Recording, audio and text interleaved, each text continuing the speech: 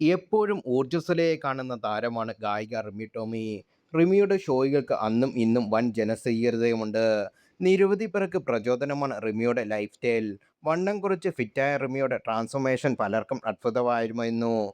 റിമിയുടെ social media post ആണ് ഇപ്പോൾ ശ്രദ്ധ നേടുന്നത്. ഇപ്പോൾ ജീവിക്കൂ, പിന്നീടല്ല. അമിതമായി ചിന്തിക്കരുത്, നിർത്തി ജീവിക്കാൻ തുടങ്ങൂ. ഈ നിമിഷം എല്ലാ ആശങ്കയേക്കാൾ വലുതാണ്. ശ്വസിക്കൂ, അത്രയും മതി. ജീവിതം ഇപ്പോഴും സംഭവിക്കുന്ന കുറച്ച് ചിന്തകളും കൂടുതൽ ഫീലിങ്സുമാണ്.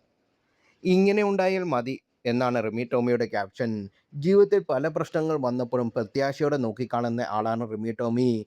ജീവിതത്തിലെ നിമിഷങ്ങൾ സന്തോഷകരമാണെന്ന് കഴിഞ്ഞ ദിവസം ഒരു ഷോയ്ക്ക് എത്തിയപ്പോൾ കാണികളോട് റിമി പറഞ്ഞിരുന്നു. ഇന്ന് വർക്ക് ഡേ അല്ലേ, എന്നിട്ട് പോലും ഈ പരിപാടിക്ക് വന്നു. വീട്ടിൽ കിടന്നുറങ്ങാം എന്ന് വിചാരിക്കാതെ മനസ്സൊന്ന് സന്തോഷിക്കാം എന്നല്ലേ വിചാരിച്ചത്. നാളെ ജോലി സ്ഥലത്തേക്ക് ചെല്ലുമ്പോൾ എന്തു പറ്റി, വല്ലാണ്ട് ജീവിതത്തിൽ മാറ്റം സംഭവിച്ചല്ലോ എന്ന് ചോദിപ്പിക്കണം.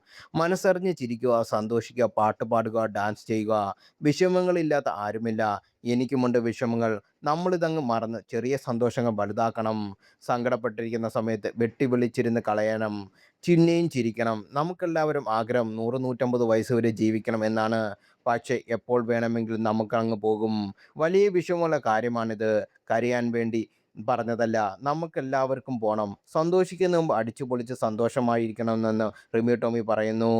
വിവാഹമോചനം, വിവാദങ്ങൾ, ഒറ്റയ്ക്കുള്ള ജീവിതം എന്നിങ്ങനെ പല ഘട്ടങ്ങളിൽ അഭിമുഖീകരിച്ചതാണ് റിമി ടോമി. സന്തോഷകരമായ വിവാഹ ജീവിതമായിരുന്നില്ല റിമിയുടേത്. വിവാഹമോചനത്തിന് ശേഷം മുൻ ഭർത്താവ് രണ്ടാമത് വിവാഹം ചെയ്തെങ്കിലും റിമി മറ്റൊരു വിവാഹത്തിന് തയ്യാറായില്ല.